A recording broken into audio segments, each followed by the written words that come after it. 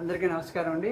ఈరోజు అసలు హిందువుల పరిస్థితి భారతదేశంలో ఇంత దారుణంగా ఎందుకు ఉందంటే 33,000 కులాలు, ఒక్కొక్క కులానికి 3 నుంచి 30 ఉపకులాలుగా మార్చి రాజకీయ బలం లేనటువంటి కులాలు ఉన్నాయి.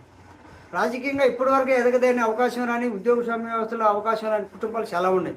ఈ ఓసీ రెడ్లలోనే ఈ రెడ్లు బతుకుదెరువు కోసం ఇతర కులాలని ఆశ్రయించి బతుకుతూ ఉంటే ఆ బతికే క్రమం కూడా ఈ రెడ్డి కులాన్ని ఉపయోగించుకొని, అంటే పలుకుబడి రెడ్లను ఉపయోగించుకొని రెడ్డిని పేరు పెట్టుకొని బీసీలుగా చాలామంది అవుతూ ఒక పక్క బీసీలు అని చెప్పుకుంటున్నారు, ఒక పక్క రెడ్లు అని చెప్పుకుంటున్నారు, ఇంకో పక్క రిజర్వేషన్ క్యాండిడేట్లు అని చెప్పుకుంటున్నారు. ఈ విధంగా చెప్పుకొని లాభం పొందిన రెడ్ల దగ్గర పోయి వినయంగా ఉండే అవకాశాలు పొంది ఎంతమంది హిందువులను ఒక్కొక్క హిందూ సంస్థలో పోండి ఎంతమంది హిందువులు బానిసలు చేసి హిందువులు మోసం చేసే వ్యక్తి తన బలగాన్ని ఏ విధంగా పెంచుకుంటున్నాడో, ఆర్థిక లాభాన్ని పెంచుకుంటూ రాజకీయ బలాన్ని కూడా పెంచుకుంటాడు. విచారణ వచ్చినా ప్రభుత్వం పర్మిషన్ ఇవ్వకుండా రాజకీయ బలాన్ని పెంచుకున్నారండి హిందువులు మోసం చేసేవాళ్ళు. కావాలంటే మీరు ఎంక్వైరీ ప్రతి హిందూ సంస్థని కేంద్రంగా చేసుకొని భూములకు అమ్మిన వ్యక్తిని, కొన్న వ్యక్తుల్ని ఏ విధంగా మోసం చేసి పేదవాళ్ళుగా చేశారు.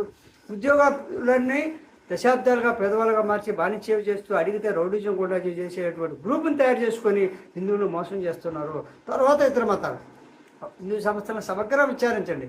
రాజకీయ బలం లేని వ్యక్తుల్ని ఏ విధంగా మోసం చేస్తున్నారు, ఏ విధంగా బెదిరిస్తున్నారు, ఉద్యోగాల పేరుతో తీసుకొచ్చి హిందువులు స్త్రీలను ఏ విధంగా చంపేసుకుంటూ వచ్చారు, ఏ విధంగా భౌతిక దాడులు చేసుకుంటారు. ప్రతి అణువుగా మీరు విచారిస్తే హిందూ సంస్థల్లో ఉన్నటువంటి సిబ్బందిని ఈ విధంగా దారుణంగా లోపల భౌతికంగా ఏ విధంగా కొట్టారనే విషయం కూడా చూడండి.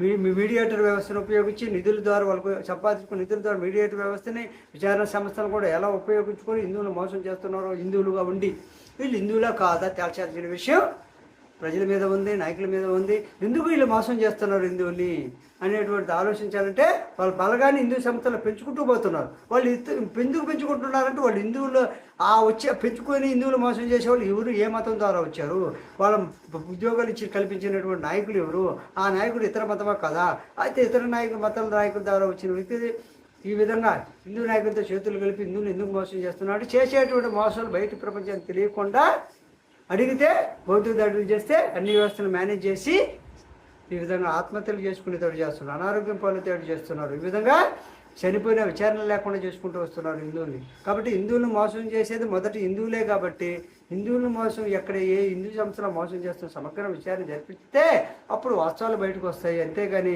ఇతర మతాల మీద వాళ్ళ మతాన్ని పెంచుకోవాలని కష్టం అది వేరు. హిందువులు ఎందుకు మోసం చేస్తారు ఒక్కసారి మనసులో ప్రతి ఒక్క హిందువుగానే ఆలోచించిన ప్రతి భారతీయులు కూడా ఆలోచించండి అని చెప్పి తెలియజేస్తున్నాను. నచ్చితే లైక్ చేయండి, షేర్ చేయండి, సబ్స్క్రైబ్ చేయండి.